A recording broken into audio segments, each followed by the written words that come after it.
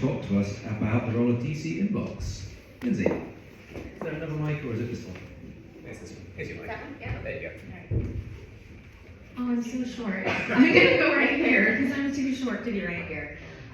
Thank you all for coming and thank you for having me. I've never been a part of anything tech and I'm learning so much about what everyone's doing. And what I'm going to tell you about today is a project that I've been working on for 15 years. And everyone can go see it for themselves at DCinbox.com. It's better on a computer than on a phone, but that is the project that I'm going to talk about today. So who am I?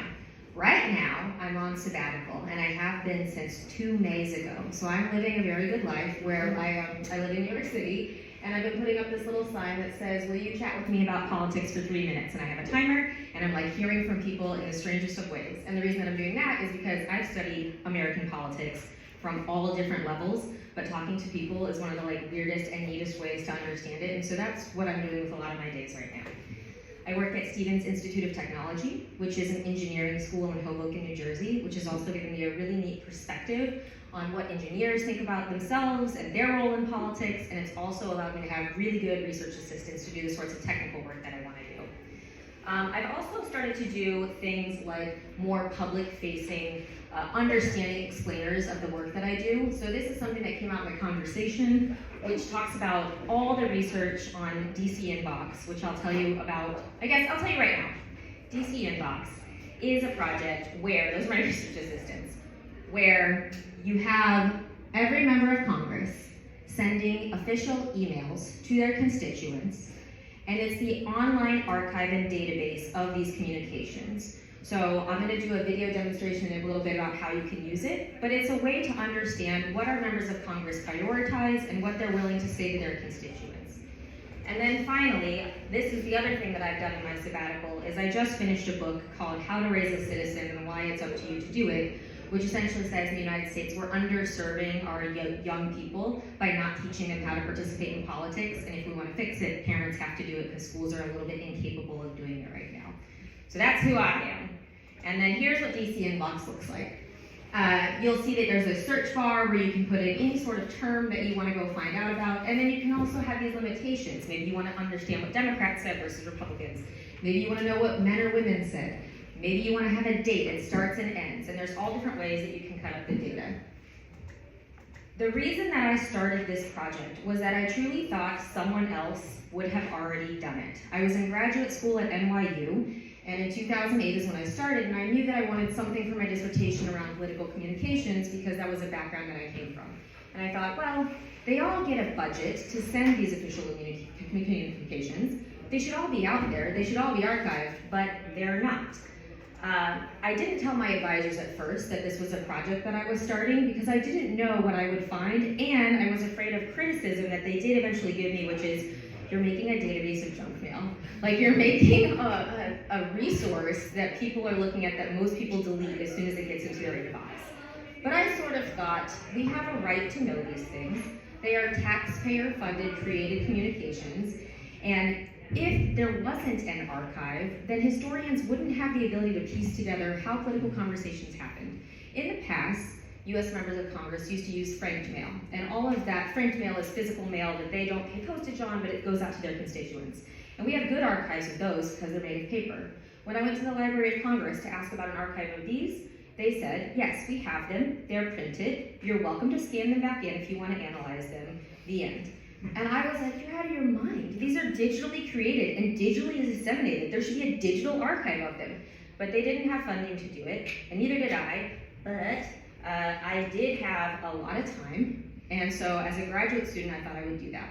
Something that I like to say when I contextualize people on DCinbox is that the internet was so much weirder in 2009 than it is now. And I know that there's plenty of weird stuff on the internet, but when we look at what congressional websites were like in 2009, it was really whoever in the office knew the most about tech kind of kludged together an official website. Nowadays, there's about 3 big vendors in the United States that as soon as you get elected, they come to your office and say, hey, let us set up your website. It's a plug and play. Most of them look the same, but back then, it was really idiosyncratic. And so when I came at this, I thought, you know what, I'll make a script. It's going to crawl through all the members of Congress, and I'm going to get to sign up to all their e-newsletters, and it's going to be easy peasy. And that's not true, or it certainly wasn't true in 2009. So it ended up being a lot of time and and a small amount of money and a bunch of dedicated research assistants that helped me to manually start the database, which was literally going to every member of Congress's official website, putting in a dummy Gmail account, and saying, send your emails here. If we have questions on like the technicalities of it, we can do that later. But I do owe thanks to these guys. These were my first set of research assistants when I joined Stevens as an assistant professor. And prior to then, it was like all me, and then it became all me and 4 people. And I've been able to have 4 research assistants every year that I'm doing the project. And so it's not just a one-woman show. It's me and people who help me do it. So here's what members of Congress's websites look like. This is one model of them. And you'll see that when you first go there, they usually have something that says newsletter sign up. The newsletters that they send out, it's a free incumbent perk. They're all allowed to do it, and essentially they tell you like, here's the votes that I took, here's the committee hearings that I'm on, I'm having a veterans roundtable, whatever. It's a time for them to tell their constituents what they're doing on their behalf. They can't ask for votes, they can't ask for money, it's not campaign stuff, it's their official .gov capacity in which they send these. Most of the time they look like this, which is kind of boring, but it's essentially like, you know, here's Memorial Day, we should remember these things, there's sacrifices, here's the freedoms, and then here's some things that I'm going to talk about. An act that passed, some committee hearings, a task force, and different sorts of things. They're usually those sorts of like explanatory things, but they're not always like that. Often, you get strange ones that are like this from Paul Gosar. Paul has been in the database since I started in 2009. So this is after the Donald Trump conviction that happened last week or a week before, where he comes out and says, show trial, New Oxford American Dictionary, and he tells his constituents, you know, this is a sham, it's a miscarriage of justice, this feels political to me. They're not meant to be political, they're meant to be like in my official capacity. However, Paul Gosar has skirted this the whole time. This is another image from one of his newsletters where he's explaining to his constituents how he thinks the government works in his view. Something that I've learned in looking at these over time is that Republicans and Democrats use them very, very differently. Democrats tend to be really text heavy, that are really just like, here's all the things that are happening, here's why I took these votes. Republicans tend to be much more image or infographic heavy. There's pros and cons. Theirs are easier to read, often, Republican ones, because they're just like quicker, you get it a little bit faster. But in terms of archiving them, they're much harder, because as soon as these members leave office, the links to nearly all their images will break. That's not true for text. Text gets retained, these break. And so he's been in the data set the whole time, but as soon as he's gone, it'll be interesting to see what happens, because they have no responsibility to keep these things live for people. So in this next one, I'm going to show you a video. It's about a minute long, and it's how DCinbox works. And the first search term that I put in is London, which is like, whatever, we're here, I'll see what they're talking about. The second search term that I put in is border, and you're going to see what it means to have a database that's run by a professor and 4 research assistants, and why when it's short and fast, it's really easy. But when it's a big topic like border, it takes a while. So that's why it takes a minute and 30 to get through this. Okay, so this should work, yeah. So this is me typing in London in the top. You search, and it says, okay, here's all the people who have said London. You can visualize it, and it has a histogram from the beginning of the time when they first said it to the end. Democrats are blue, Republicans are red. You can also, when you search, you can click on this HTML, and you can see the original for each member of Congress. So here's how it actually looked when it came into an inbox. This one says, the Magna Carta is at the British Museum of London. And I was like, oh great, I went there yesterday. That's not true, it's at the British Library. so when I set this up, I was like, ooh, fun, tourism, but she got that wrong. You can also make a few other types of graphs. This is a map which kind of says like which members of Congress are talking about it. My guess is that Connecticut does it a lot because there's like colonial stuff, and there's also New London in Connecticut, so a lot of it's that. So you have to like have the context to kind of figure these things out, but it's all possible because DCinbox has these things. So this is border. I'm searching for the word border. It's going to spin for a while because it's a database that I had with 4 other people and not like a really technically powered one. But you can see that border is one where we have people who are in Arizona and Texas talking about it far more than anyone else.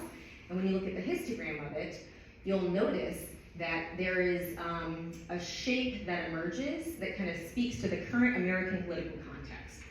And again, that's gonna take a minute. Okay. So here it is. And it's like, oh God, we have an election coming, and we're all gonna talk about this. And so the reason that I like DCinbox is everyone gets to see their own little trees. Like everyone gets their rep and their 2 senators, and I feel like I get to see a forest. I feel like I get to see how Congress is doing things kind of collectively. And there's so many interesting things that we can learn from this. And I make it open for everyone because I want people to be able to learn whatever it is that they're interested in.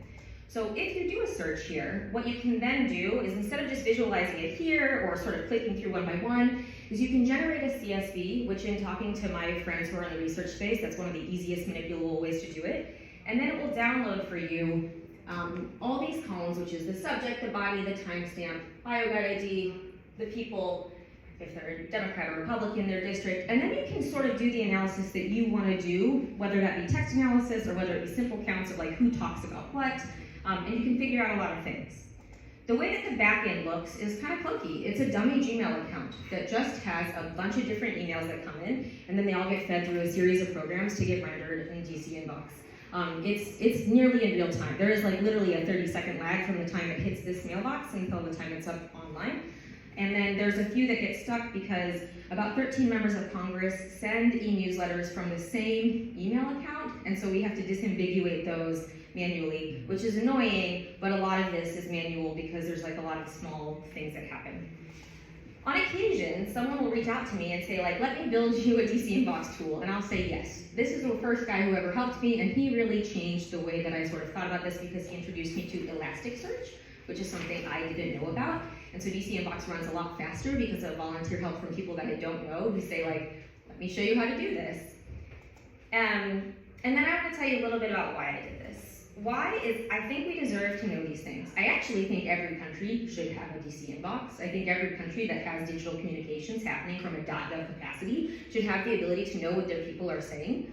And it's something that it's just, it feels right to me. It feels like something that we ought to be able to have. Like I said earlier, they're created this way, they're disseminated this way, their archives should be this way.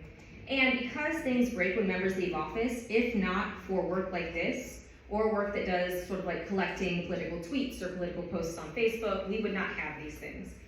There is also a ton of things that you can learn from these, and I'm gonna go over a few of the things that I have learned, and then I'll show you a few things that other people have learned.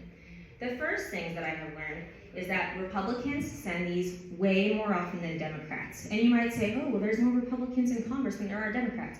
Actually, on average, over the last 15 years, it's about 50-50. It's very, very close. But Republicans send way more messages than Democrats. The only time that they sort of normalize is COVID. So during the COVID-19 crisis, they all got onto constituent e-newsletters to tell people like, here's what we're doing, here's what we know, get masks or don't. And that all sort of happened in a way where Democrats and Republicans both use this with equal likelihood. I've also learned that when members have districts that tend to have more base voters or people who are registered with their party and turn out in the primaries versus what we might call swing voters, they're more likely to look more extreme in their communications. And the way that I did that is, I'm not sure if like the term DW nominate scores resonates with people, but it's just a way of saying, based on how legislators vote, who's the most liberal, who's the most conservative, give them a number and figure it out between them. And what I did there was I just said, I'll only scale them on the votes that they reveal in their e-newsletters. Then we can see if they like look more liberal than they are more conservative. And I found that, yeah, they do, and in ways that are sort of understandable based on their own appreciation of what their district looks like. Women also tend to reveal more votes than men. And I thought maybe they're also gonna have to reveal women's issues votes. That's not true. They reveal similar sorts of votes, but they tend to do it more often than men. What you have up here is a graph that came out of co-authored work with a friend of mine that was looking at, during the COVID-19 crisis, who was more likely to talk about things like families, children, schools, and it was women. Within party, women from the Democratic Party talked about it more than men from the Democratic Party, and the same thing within the Republican Party on average. Over here is another piece of COVID work that found that people who come from districts that had higher numbers of COVID deaths were more likely to write about COVID to their constituents, maybe suggesting some sort of responsive representation, which was like, it's kind of serious, I guess we need to tell constituents about it. And then down here was co-authored work with someone who was talking about who was willing to come out in favor of Black Lives Matter or who wasn't. And you'll see that Democrats did it a lot, sort of spread out through their spectrum from liberal to conservative, whereas the Republicans who are willing to talk about Black Lives Matter at all tended to be those who are more conservative in general. It spread more in the Democratic Party. There's also silly things you can learn. Like you can learn about who talks about Earth Day. Democrats talk about Earth Day, Republicans don't. That's what those blue spikes are over there. You can say who's talking about rural, or any word you want. And Kansas, where I'm from, which is very rural, happens to use the word rural the most. And then you can also look at like lawlessness. Lawlessness is an interesting word, but Republicans used it a bunch for the second half of the Obama term, but they were totally unwilling to talk about it during the Donald Trump term. And then again, as soon as Biden's in office, there's a bunch of lawlessness happening. And so you can kind of see these trends that happen. 5, thank you. There's also stuff that other people have learned. Like, this is something where a colleague of mine was like, Republicans are really talking a lot about inflation.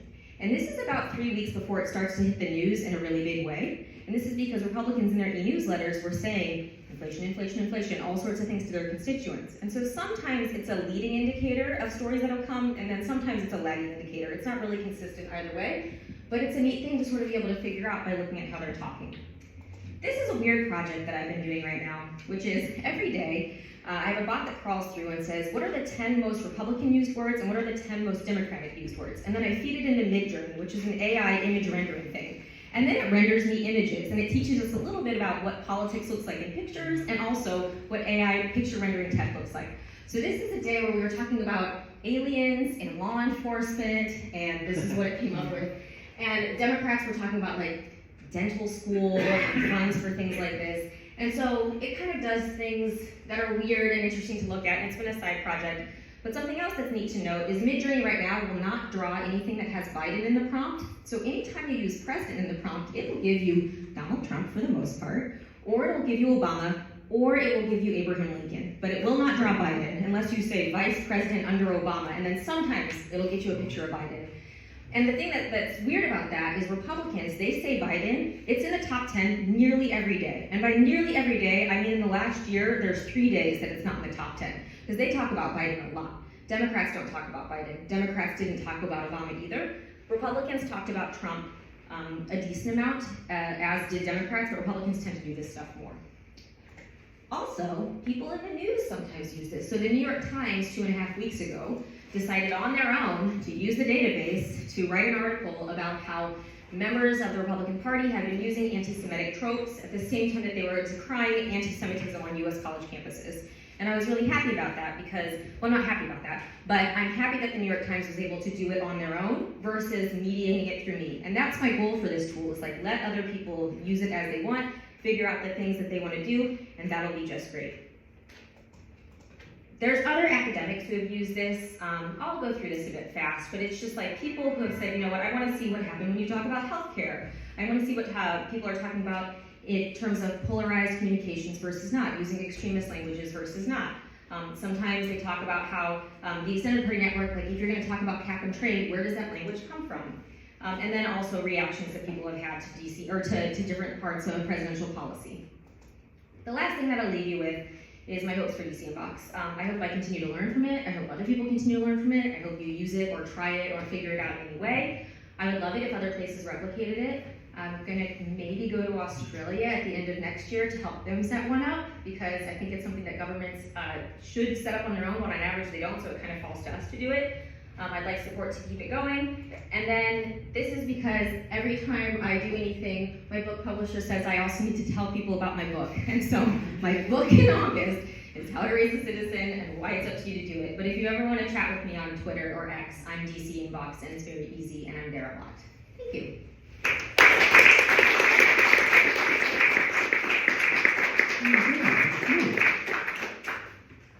Okay, so our next speaker